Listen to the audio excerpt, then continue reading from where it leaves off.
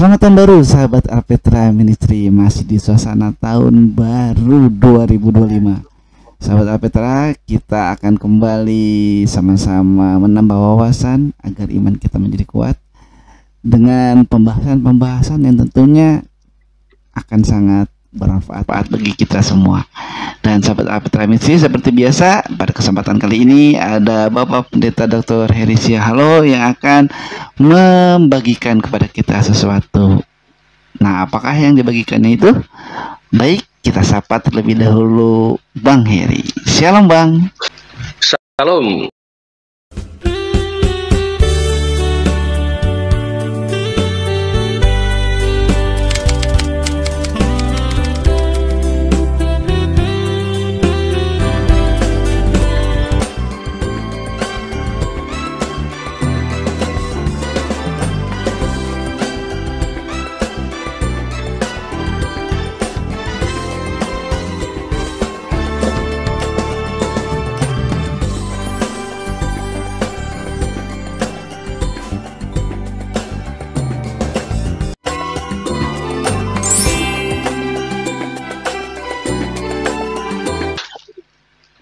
Shalom, sahabat Alpetra, Kang Alfa. Selamat tahun baru bagi yang belum disapa. Sehat selalu ya, semakin cinta Tuhan Yesus dan juga 2025 semakin berpengharapan dan tidak putus asa ya, karena Tuhan Yesus berjanji akan menyertai kita dan memberkati kita. Yeay, sahabat Alpetra. Cinta Tuhan, cinta keluarga, dan jaga kesehatan selalu ya Bang ya. Abang sehat Bang? Sehat. Amin, terima kasih. Segar ya Bang ya. Habis ngopi kayaknya nih. Iya, tadi segayung ngopinya. Oh, aduh. Saya secangkir besar ya. Oh. Iya, maksudnya gelas yang muk gitu ya, gelas yang besar. Iya nih, sahabat Alpetra, kita akan ngebahas sesuatu ya Bang ya. Kita akan mendasarinya dari 1 Korintus 9 ayat 24 sampai 27 ya. Mungkin nanti saya tampilin aja ayatnya ya Bang ya. Nggak usah dibacain ya. Iya, tampilin aja ayatnya. Ya, dan tema kita pada hari ini adalah tidak berlari tanpa tujuan. Iya dong, di tahun baru masa kita nggak ada tujuan? Pasti ada tujuan yang mungkin sudah direncangkan. Jalan di tempat ya. Iya. Jangan jalan di tempat lah, berlari terus. Berlari terus. Tapi ada tujuan. Iya, ke arah tujuan. Nah, kita mau tahu nih ya, gimana nih? Karena kita tidak mungkin ada di masa lalu terus ya. Pasti kita akan berlari nih. Mungkin kita bisa nanya nih Bang, gimana nih Bang supaya umat Kristen ini kan dalam berlari mencapai tujuan kan pasti ada halangan, ada rintangan. Nah, ini gimana Bang? Iya, sahabat Alpetra, kita hidup kan tentu manusia diciptakan spesial, indah ya, dan juga memiliki gambar atau sifat-sifat Allah, yaitu baik ya, dan juga setia, taat, dan sebagainya. Nah, karena kita ada di dunia, apalagi tahun terus berganti ya, kemarin 2024, sekarang 2025, tentu manusia punya tujuan, punya fokus atau sasaran utama apa yang ingin didapatkan atau sebelumnya dicita-citakan, dan kemarin di 2024 terakhir dibuat list dan yang mana yang sudah goal ya, yang belum masih sedang diusahakan, fighting, berjuang ya, mendapatkan apa nantinya, pokoknya dia bergumul. Di dunia pasti bergumul, di dunia pasti berjuang ya, di dunia pasti menikmati suka dan juga sebaliknya ya. Paulus menyebutkan kita ini ada di arena, gelanggang pertandingan ya, dalam konteks orang Kristen, yaitu kita sudah diberikan dari Tuhan pengharapan atau janji bahwa kita akan mendapatkannya. Tinggal saja bagaimana kita taat dan setia ya. Wah, jodoh belum dapat nih, misalkan kemarin 2024 ya Kang Alfa ya. Atau jabatan masih OB saja atau jabatan masih supir saja sudah bertahun-tahun. Padahal kita yakini bahwa itu pun tetap pekerjaan yang mulia, ya. Pekerjaan yang Tuhan berikan dan kita menjalankan sampai detik ini, asal dilakukan dengan setia dan taat, kita sudah mempersembahkan untuk Tuhan. Selebihnya kan Tuhan yang bekerja, entah itu bonus, ya, tips atau gaji yang ditambahkan. Sekalipun sudah belasan tahun, puluhan tahun menjadi OB, ya, atau menjadi kurir, ya, dan juga lainnya. Tapi kita bersyukur hidup karena masih menikmati makan, minum, dan lain sebagainya. Nah, apakah orang Kristen dalam satu arena pertandingan di dunia ini atau di bumi ini pernah kalah? Ya. Pernah gagal? Iya. Ya, kita nggak tahu nih 2025 nih, sahabat Alpetra. Berapa kali nanti kita gagal? Mungkin lebih banyak dari yang 2024 atau lebih sedikit karena kita sudah survive atau mengenali arenanya, atau sudah kenal tracknya, mulai dari mana, ya. Betul. Nah, itu sebabnya 2025 dengan sasaran yang sama, ya.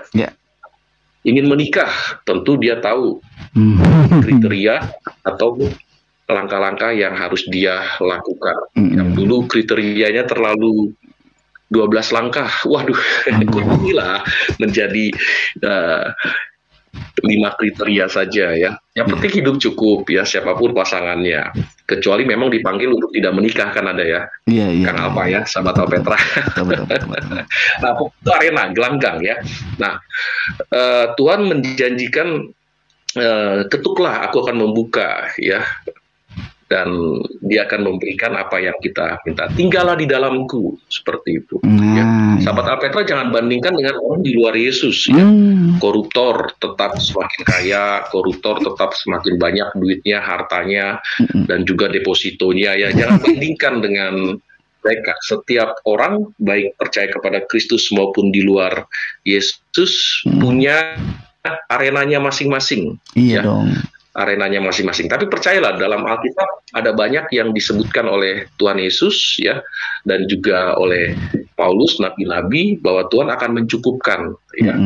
Mazmur Daud menyebutkan tidak sampai tergeletak kita jatuh, ya. Artinya tetap diperhatikan Tuhan, ya. Bahkan Tuhan Yesus menyatakan lebih kuat, ya, bahwa carilah dahulu kebenaran, ya, kerajaan Allah, maka engkau akan mendapatkannya, ya. Paulus menyebut, ya, jangan makan kalau tidak kerja, ya. Jadi kerjalah, ya, jangan berharap mendapatkan imbalan, ya, dari Tuhan langsung kalau tidak ada actionnya, kerja, ya, sampai berkeringat malah, ya, di sana. Nah, jadi sahabat Alpetra, saya kira di sana sudah ada hadiah atau mahkota atau reward, ya, baik di bumi maupun di surga. Dengan kita setia dan taat kepada Tuhan, lalu akan diperhitungkan selebihnya oleh Tuhan lewat setia dan upaya kita. Begitu, Kang Alpaya. Iya, Bang. Jadi makanya umat Kristen itu harus siap, ya, dalam tantangan. Nah, juga Bang, ini tentunya udah beberapa tahun terakhir, ya. Juga tantangan iman nih Bang. Wah, bersaing dalam iman, ya. Kan kita semua tahu bahwa kalau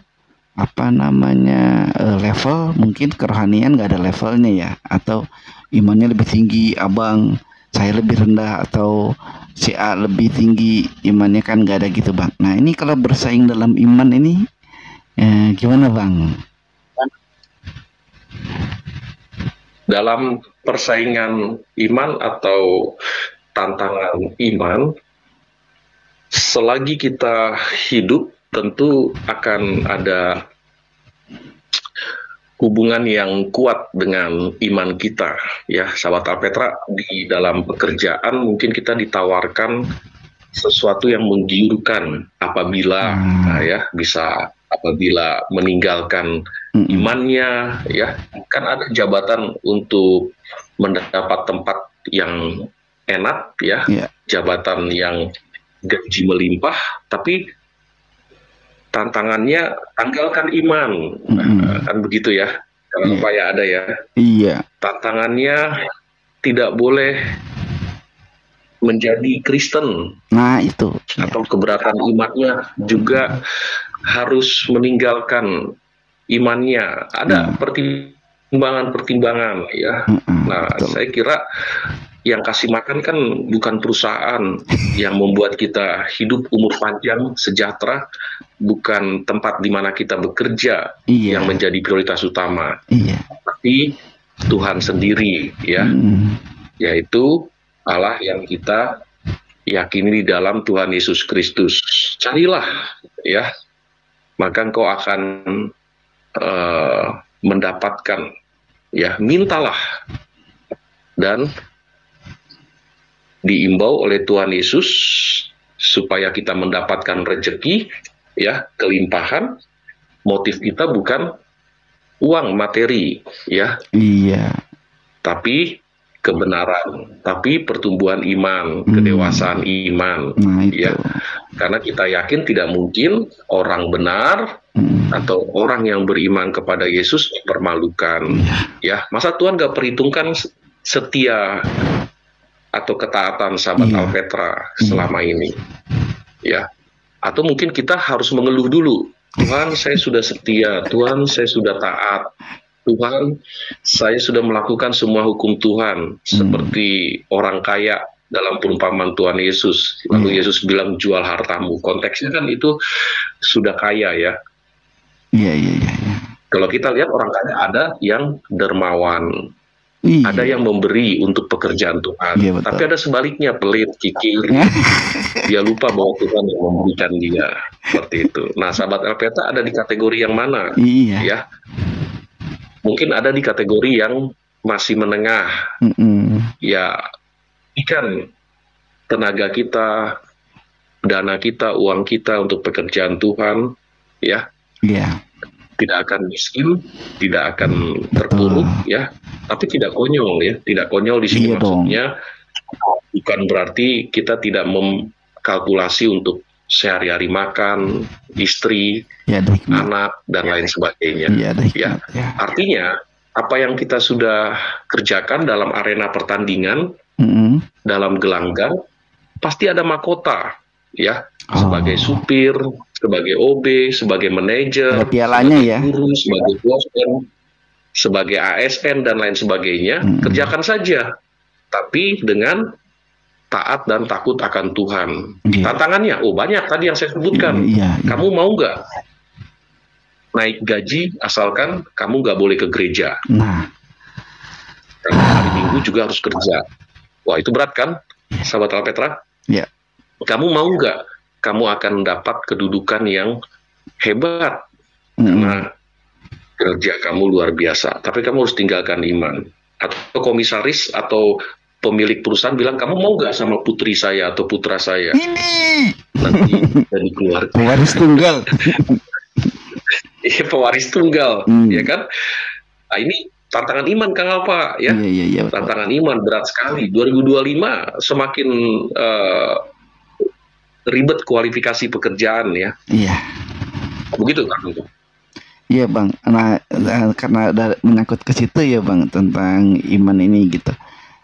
Juga kan sekarang ini antara yang beriman gitu, yang saling memiliki kepercayaannya, imannya sendiri juga bersaing ya, Bang, bener-beneran. Saya ini ya kita ambil contoh gereja aja ya, misalnya saya ini lebih hebat imannya di gereja saya, enggak, gereja saya lebih bagus, enggak, pendetanya kalau pendetanya Pak Heri lebih bagus, enggak, pendetanya kalau Pak Ian lebih bagus. Wah, saing-saingan nih, Bang. Belum lagi sama di luar Kristen ya.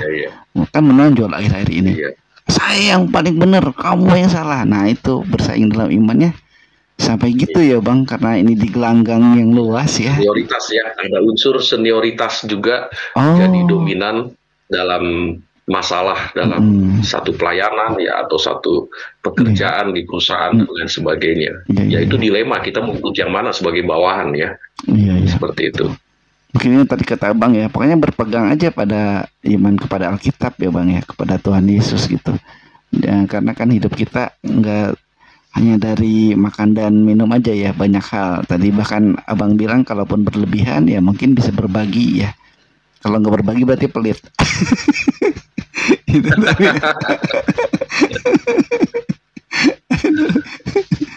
Iya Bang, oke Bang, kita lanjutin ya Bang.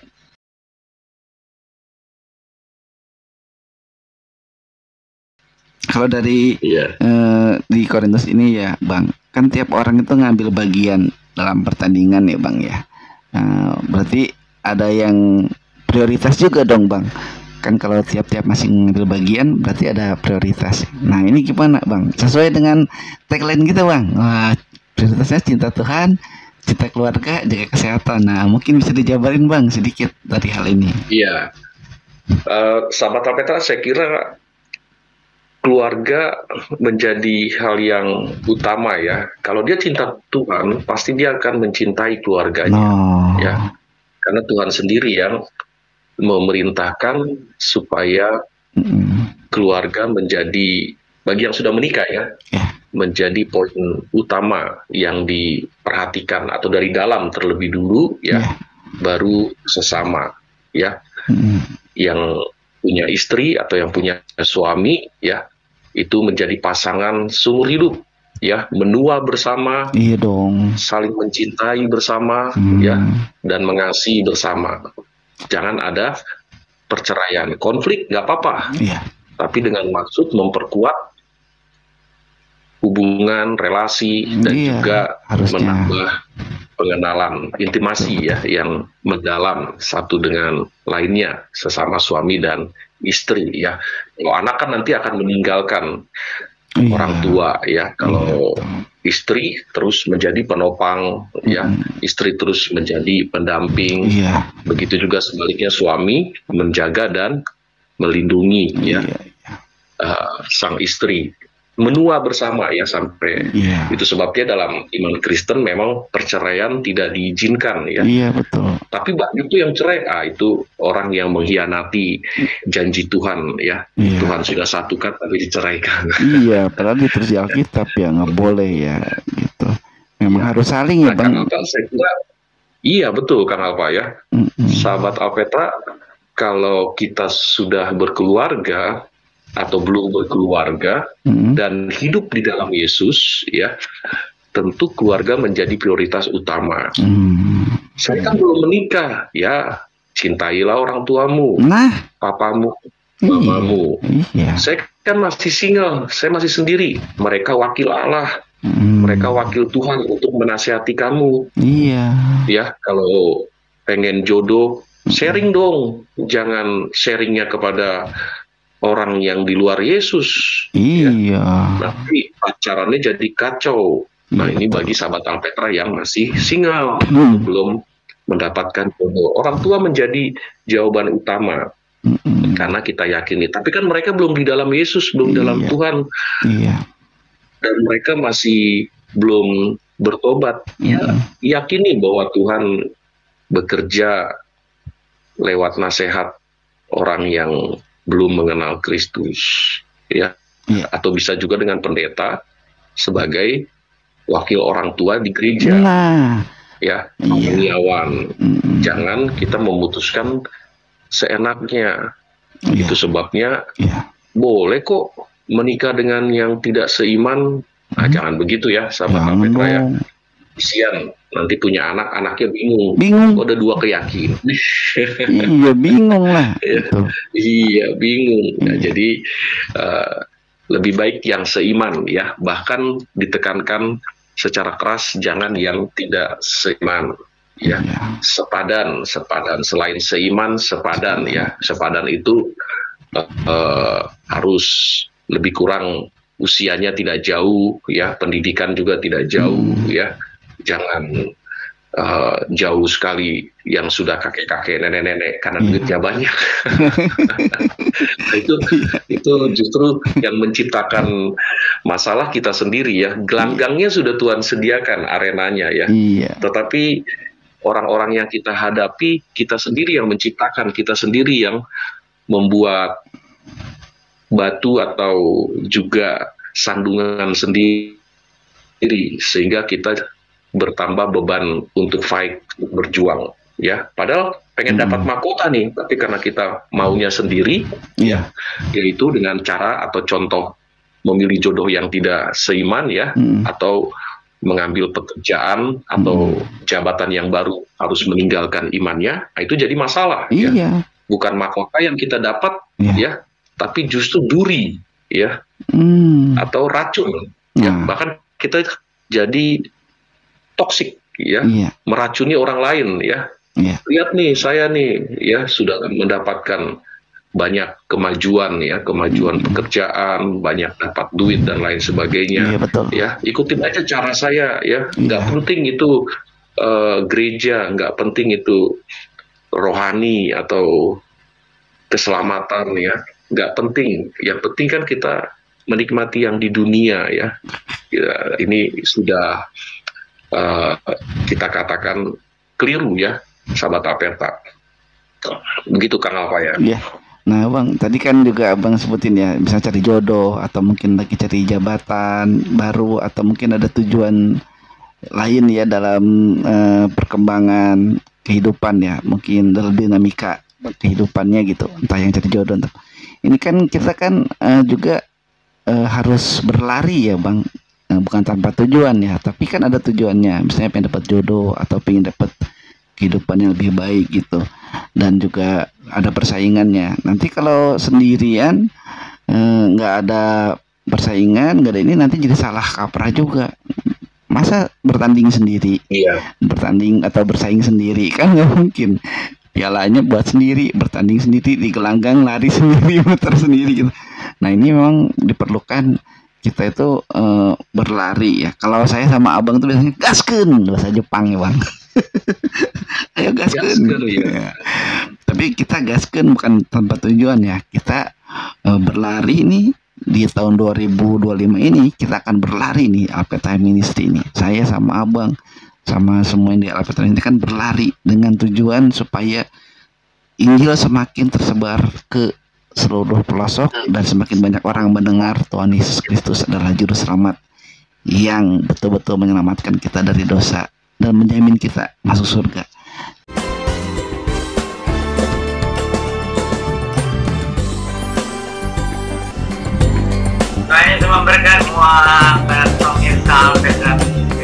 Tuhan Yesus berkati sahabat Alpetra dimanapun kita berada. Shalom. Di ayat yang ke-26 ya Bang, mungkin ini saya bacain dulu aja ya, karena tadi saya udah bilang seperti itu. Ini kayaknya ayat 26 nih Bang. Sebab itu aku tidak berlari tanpa tujuan, dan aku bukan petinju yang sembarangan saja memukul. Nah ini Bang, bisa dijelasin juga nih Bang. Sahabat Alpeta, Paulus dulu memiliki latar belakang pembunuh ya. Sekalipun Alkitab mencatat dia memprovokasi orang-orang pengikut jalan Tuhan di awal kekristenan ya, atau setelah Tuhan Yesus naik. Lalu disebutkan oleh Lukas dalam Kisah Para Rasul, dia memprovokasi, provokatornya ya. Mungkin ada yang menyebut dia juga tidak hanya Stefanus yang dibunuh ya, ada banyak yang dibunuh pengikut-pengikut Yesus.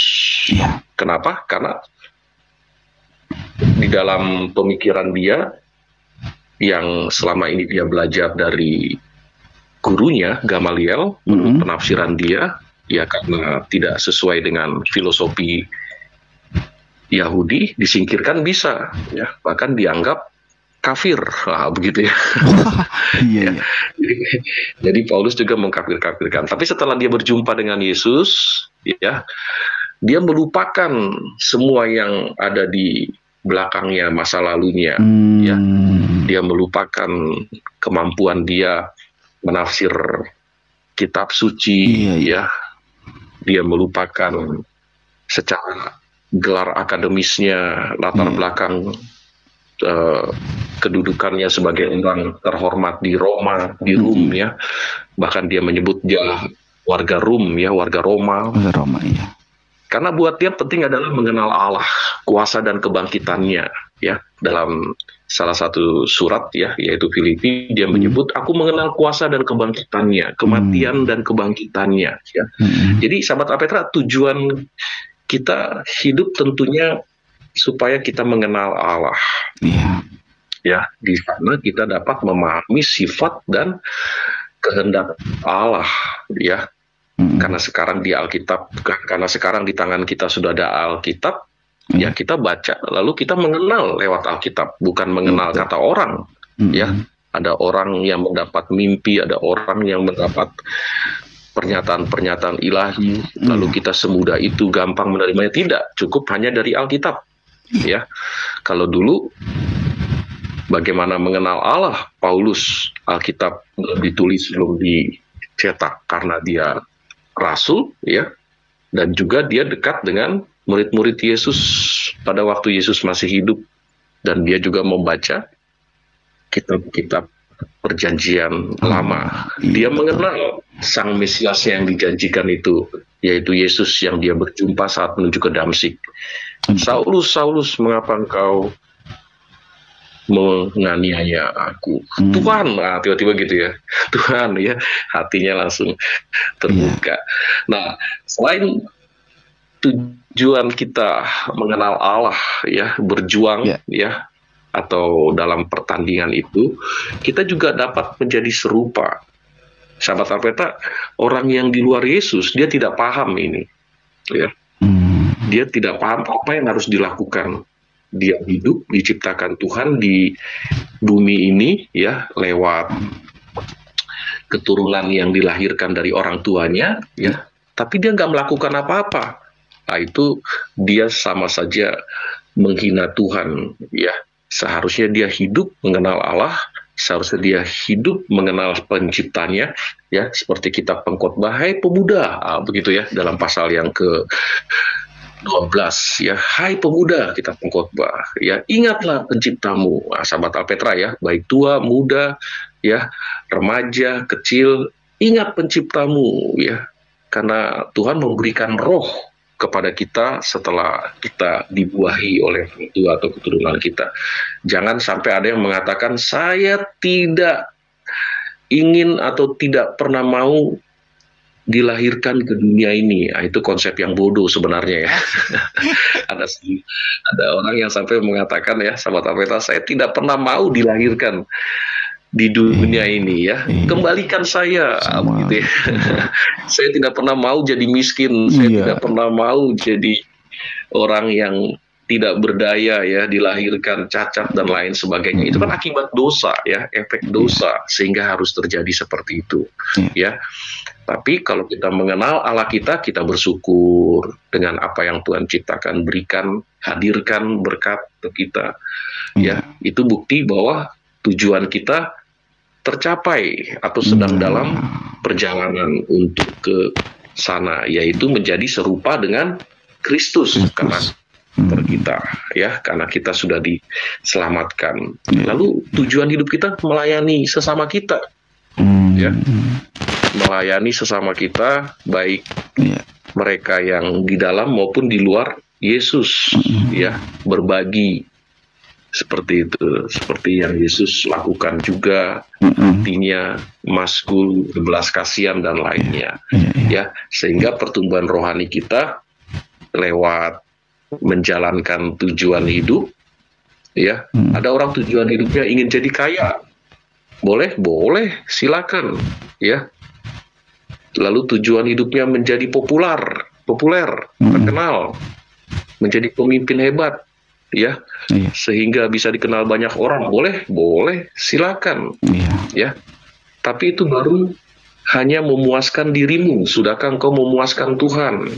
Karena Tuhan yang menjadikan kita di dunia, di bumi, ya, untuk menjadi berkat sesama. ya. Jangan nanti sudah mati belum satu pun kita memberikan kepuasan kepada Tuhan. Wah, lega nih, nggak sia-sia menjadikan manusia di bumi, kata Tuhan ya. Atau sebaliknya, Tuhan kesal nanti dibikin kayak air bah beberapa waktu lalu ya, perjanjian lama ya. Atau bencana lainnya lah ya, dan lain sebagainya. Nah, itu sebagai seruan saja ya, kalau kita lihat bencana alam atau juga apa yang terjadi. Kalau sudah mati, apa yang mau kita lakukan untuk memuaskan Tuhan ya? Apa kita lakukan kalau sudah mati ya? Nggak bisa diizinkan hidup kembali di dunia ini. Itu sebabnya selagi hidup, nah gitu ya sahabat Petra ya, Kang Alpa kan ya, selagi hidup mari kita menjalani tujuan ini, yaitu mengenal Tuhan ya, yaitu melayani sesama ya, dan memuliakan Tuhan di sana.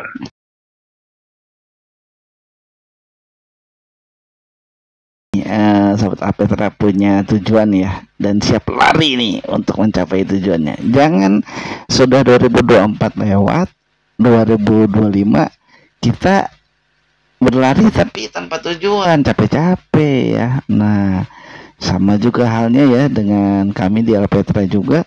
Kita 2025 ini berlari gitu, bukan tanpa tujuan, tapi sudah ada hal-hal yang akan kami lakukan ya. Semoga ini tujuannya tercapai ya, yaitu hanya untuk agar sahabat Alpetra semakin kuat dalam Tuhan, dan yang belum percaya kepada Tuhan Yesus melalui Alpetra Ministry bisa jadi percaya sama Tuhan Yesus Kristus secara pribadi ya, terima Tuhan sebagai juru selamatnya. Nah, Bang, terakhir nih Bang, ya mungkin ini terlalu pendek kata sahabat Alpetra, wah kok udah mau terakhir aja nih gitu. Tapi ini ya terakhir ya, bisa nggak Bang dikasih ini Bang, tujuan hidup orang Kristen itu gimana Bang? Sahabat Alpetra, seperti petinju yang ada di arena, dia tidak sembarang memukul. Paulus mengilustrasikan begitu ya.